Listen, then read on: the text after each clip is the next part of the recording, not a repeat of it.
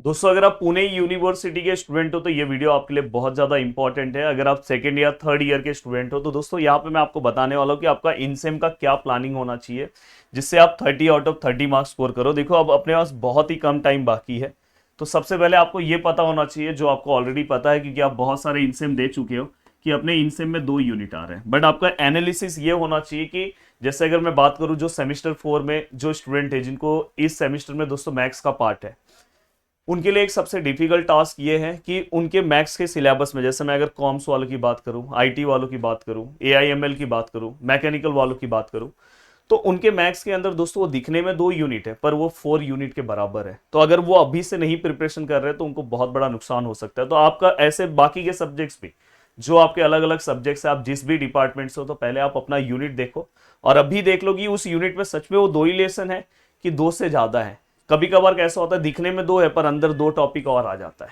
तो अगर आप अभी से प्लानिंग वाइज नहीं जाओगे, क्योंकि अभी आपके पास बहुत टाइम मिल रहा है और अभी आपके पास इतना टाइम मिल रहा है, उसके बाद अगर आप प्रॉपर प्लानिंग वाइज नहीं जाओगे तो लास्ट में आपको बहुत बड़ा नुकसान उठाना पड़ेगा। इसलिए मैं बोल रहा हूँ कि पूरा प्लानिंग वाइज चले जाओ। क्या करना चाहिए दोस्तों, चाहे आप जिस भी सब्जेक्ट का प्रिपरेशन कवर कर रहे हो, तो सबसे पहला फोकस पॉइंट आपका होना चाहिए पीवाईक्यूज। पीवाईक्यूज आपको सॉल्व पहले नहीं करना है, पहले पीवाईक्यूज के अकॉर्डिंग ये देखना है कि मैं क्या स्किप कर सकता हूं, क्या मैं सॉल्व कर सकता हूं। तो पेपर जनरली जैसा प्रीवियस ईयर्स आता है वैसा ही पेपर पैटर्न में पूछा जाता है। तो ठीक है सर, ये 2 टॉपिक बहुत डिफिकल्ट है, ये स्किप करके भी मैं 30 मार्क्स स्कोर कर रहा हूं, तो वैसा आपका पूरा का पूरा प्लानिंग होना चाहिए।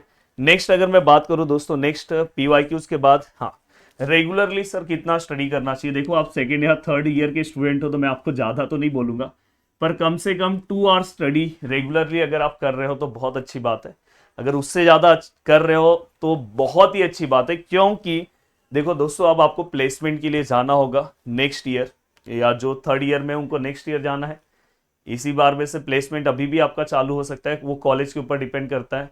जो सेकेंड ईयर में है उनके लिए भी टाइम है अभी 1 साल का प्लेसमेंट के लिए। तो प्लेसमेंट में एक क्राइटेरिया है, क्राइटेरिया ये है कि आप इतना पॉइंटर स्कोर करोगे तो ही आप प्लेसमेंट में बैठ बैठ सकते हो, नहीं तो बहुत सारे कंपनी के प्लेसमेंट में आपको बैठने ही नहीं मिलेगा।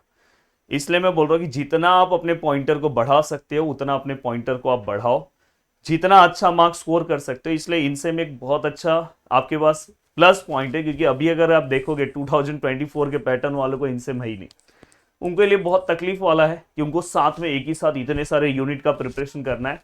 बट आप बहुत लकी हो कि आपने इनसेम दिया, जिससे आपका अलग 2 पार्ट में, अपने ही पूरे सिलेबस को आपने 2 पार्ट में स्टडी किया है।